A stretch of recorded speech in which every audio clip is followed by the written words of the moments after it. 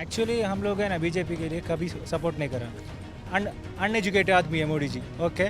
और बीजेपी को वोट करके बढ़ा दिया तो हमारा देश खत्म हो जाएगा, क्योंकि सब कुछ बेच दिया। हमारा गवर्नमेंट के पास क्या क्या है सब कुछ बेच दिया प्राइवेट सेक्टर को। देखिए, लगातार मुद्दे उठ रहे हैं 2024 को लेकर के, और 2024 का मुद्दा सबसे बड़ा जो विपक्ष के दायरे में देखा जा रहा है वो लगातार रोजगार और महंगाई है। लेकिन जो युवा हैं, हम उनसे जानने की कोशिश करते हैं क्या उनको वाकई ये लगता है। आप एक युवा हैं, क्या लगता है कि रोजगार और महंगाई का मुद्दा है जो आने वाले 2024 के चुनाव में बीजेपी के लिए भारी पड़ सकता है? एक्चुअली हम लोग है ना बीजेपी के लिए कभी सपोर्ट नहीं करा, पार्टी के लिए नहीं। अभी जो नेता है हमारे प्राइम मिनिस्टर मोदी जी के लिए, अगर आप आम आदमी से पूछो, किसी पे भी पूछो, उन्होंने क्या किया देश के लिए। अनएजुकेटेड आदमी है मोदी जी, ओके। और अदर स्टेट कंट्रीज में जाके इन्होंने हमको क्या किया, पूरा ऐसे ही बैठता है बस। अब एक थोड़ी दिन पहले एक कॉन्फ्रेंस हुआ था सभी देशों के लिए, इन्होंने क्या किया, उधर जाके ऐसे ही बैठ लिया। बाकी सब लोगों ने क्या क्या चाहिए सब बोल दिया था। बिकॉज अभी एजुकेटेड पर्सन को प्राइम मिनिस्टर और देश का क्या हो, सब कुछ करो, नहीं है तो देश आगे नहीं बढ़ पाएगा। क्योंकि अभी डीजल का, पेट्रोल का राइट नहीं, खाने के लिए चीज़ है उसका भी राइट देखो। सब बोलेगा बीजेपी के लिए वोट करेगा, इसके लिए वोट करो।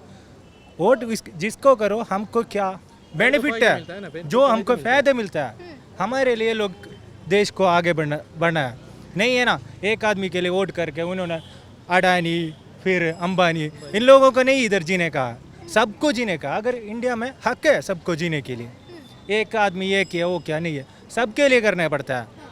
और क्या लग रहा है कि प्रधानमंत्री शिक्षित नहीं है हमारे? नहीं है, फिर नेक्स्ट टाइम अगर हम लोग है ना क्यों ये बीजेपी को वोट करके बढ़ा दिया तो हमारा देश खत्म हो जाएगा। हमारे जैसा क्या मिडिल क्लास गरीब आदमी लोगों के लिए इधर जीने के लिए टैक्स देना पड़ेगा, 100% टैक्स देना पड़ेगा, क्योंकि सब कुछ बेच दिया। हमारा गवर्नमेंट के पास क्या क्या है सब कुछ बेच दिया प्राइवेट सेक्टर को।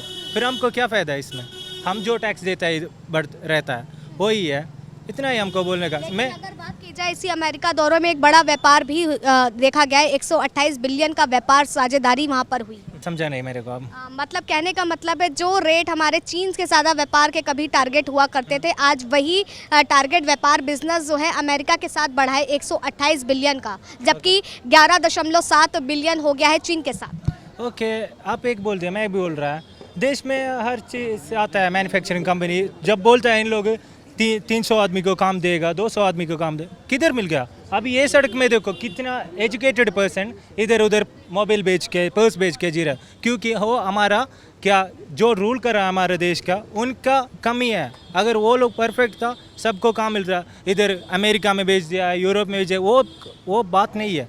अगर हमारा प्रधानमंत्री, एजुकेटेड मिनिस्टर सब कुछ मिल के एक क्लियर अलग अलग स्टेट के लेके दिएगा तो उनका ये मिलेगा क्या। बेरोजगारी को लेकर के आप यही बताना चाहते हैं कि हमारे प्रधानमंत्री शिक्षित नहीं है इसलिए बेरोजगारी बढ़ रही है? नहीं है ना, अगर वो मजबूत गुड पर्सन है तो मुश्किल नहीं है। हम सहमत नहीं ना। मीना बाजार के सामने खड़े होकर पूछते हैं कि मीना बाजार कहाँ है। अब उनको क्या बोला जाए, आंखों से अंधा बोला जाए या फिर पागल बोला जाए, क्या बोला जाए? लेकिन वो तो ये बात कह के चलेगा ना, प्रधानमंत्री शिक्षित नहीं है इसलिए बेरोजगारी बढ़ रही है। अब मैं उनके लिए क्या बोलूँ, वो तो चला गया, जाने वाले के लिए कुछ कहते थोड़ी ना। अंधे को पानी और प्यासे को पानी तो मांगता ही है ना। तो अब जैसे वो है ना, वो कांग्रेस वासी है। हम तो भारतवासी हैं, भारत के रहने वाले हैं बेटा, और हम क्या कर चाहेंगे। सब कुछ सही है बेटा, सब कुछ अच्छा है। मोदी अच्छा काम कर रहा है, कोई ये नहीं कि गलत काम कर रहा है, बहुत अच्छा काम कर रहा है।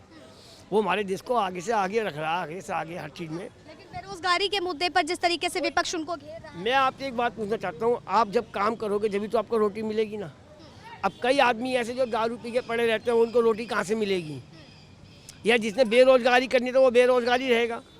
अब मैं सोचूं कि घर में बैठे बैठे आ जाएगा, नहीं आएगा जब तक हम बाहर हाथ पैर नहीं मारेंगे। कोई बेरोजगारी नहीं है यहाँ पे हमारे देश में। अब कोई घर बैठे नौकरी देने थोड़ी ना आएगा। मोदी ने नौकरी के लिए बोला, मोदी जी ने, तो उन्होंने 3 लाख नौकरियों का बंदोबस्त करा था।